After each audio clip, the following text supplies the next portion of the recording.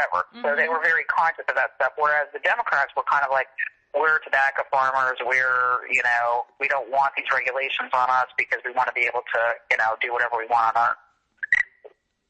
I mean, ag pollution is the number one source of pollution in Florida. It's all about agriculture, right? So, yeah. Right, okay. No, that, I didn't think now, about that. But now there's hardly any Republican environmentalists. And I interviewed someone in my column that you might want to interview about that. Okay. You might want to just read it and see if he was an old school guy who talked about this very, very thing. Mm-hmm. And basically, at that time they were able to convince their Republican colleagues that, you're going to pay a little bit more for your condo development if you have a sewer system, but you're not going to lose your entire, ecosystem in front of it. They were able to make those arguments.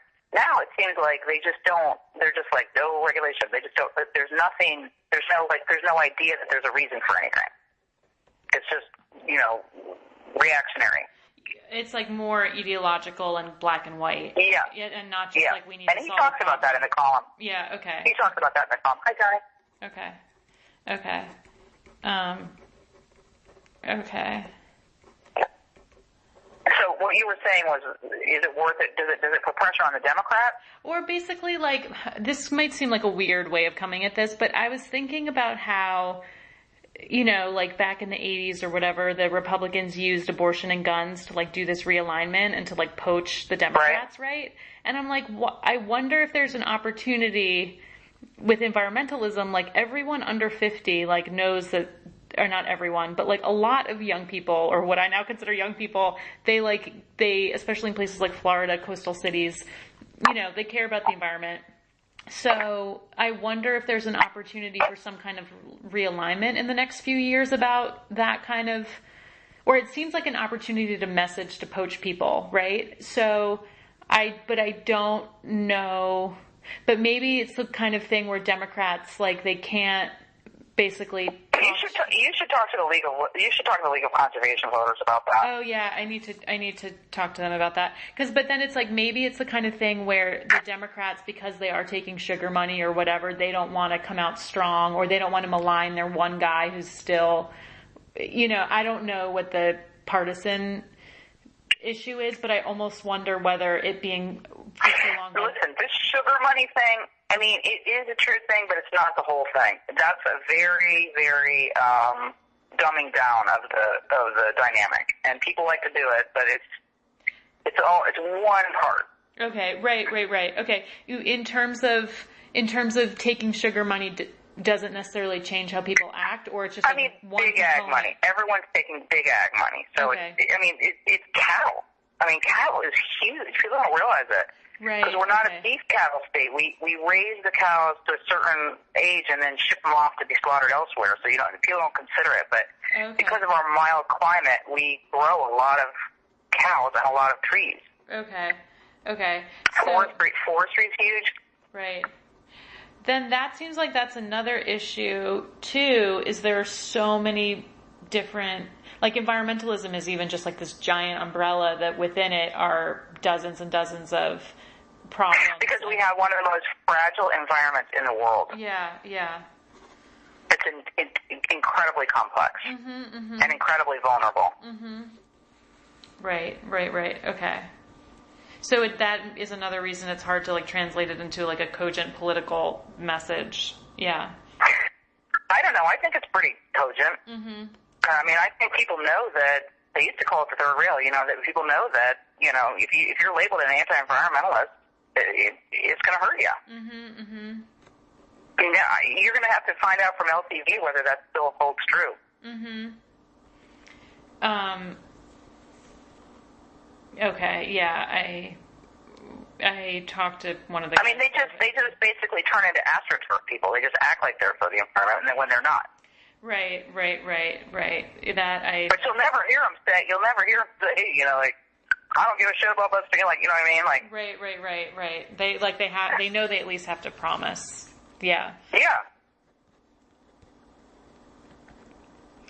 Okay. I remember I met Jerry Brown years ago, the governor of California, and he was running for president, And he said, "Oh, I want to tell you about my environmental policy. But first, I got to take my jacket off." And he puts it over his shoulder and he goes, "Hi, I'm Jerry Brown. I care about the environment." That's really funny. He said, "I'm the only one who actually does. Let me show you my platform." And he had like solar plants and all this stuff. Right. That's really funny. He was running against Clinton in the primary. Oh, wow. Wow. That would have, our whole world would have been different. Who knows? Yeah. Who knows? Okay, that is helpful too. I've been trying to talk to, is it Aliki, for months and months. I just talked to someone who works for her, but I need to just keep badgering. And would you talk to Jonathan? Yeah. She's right across the street from me.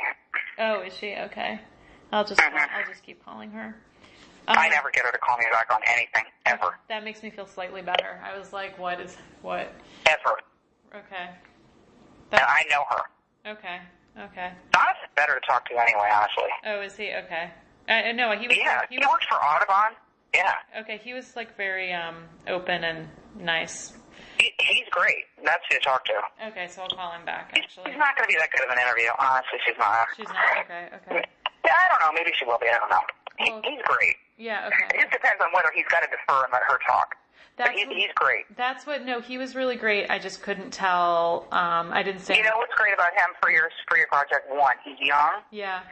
So he's coming in with fresh eyes. Mm-hmm. Two, he worked for Audubon, the establishment one. Mm-hmm. So, and he's a Floridian. I think he grew up in Fort Lauderdale. Yeah, he is. Yeah, he told me that. He's savvy guy. Is he? Okay. Because he was so optimistic, I couldn't tell. Well, he's very.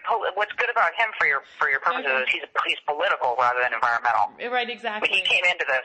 Okay. He came into this through politics. Yeah. Okay. I gotta call him back. Okay. He just was like, things are gonna be different this time, and I was like, oh. Do you want me to walk over and tell him to talk to you?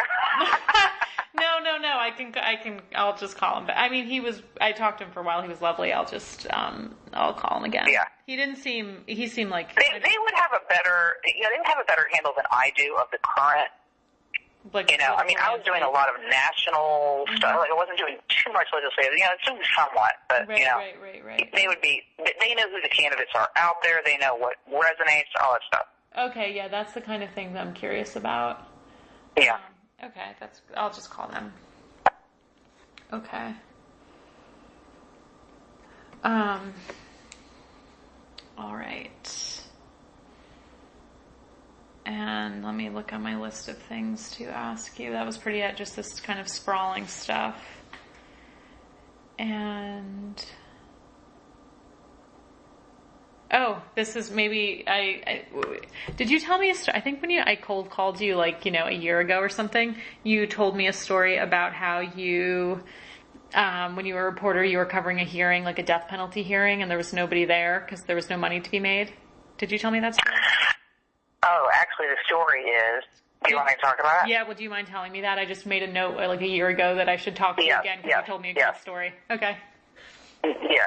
So what I was covering was a special session of the legislature that was to choose the method of execution. Okay, which is the most important thing we can do as a society, right? Mm-hmm. Like, if you're going to do the death penalty, this is the most grave thing you can do to another human, right? Mm-hmm. In the state's name.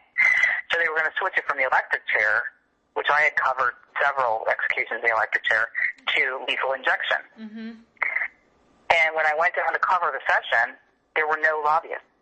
Wow.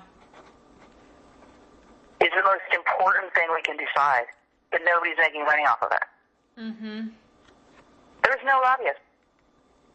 So I wrote a story about it. Mm-hmm. It was just bizarre. Normally that place is filled with, people in suits. Mm-hmm. No one. Wow. Not even a church group or something? I mean, there were people like that, but not the whole infrastructure was not there. It was just the echo off the walls. Mm-hmm. Okay. Right, it just shows the heart of it. Yeah. I don't know what it shows. It was just weird as shit.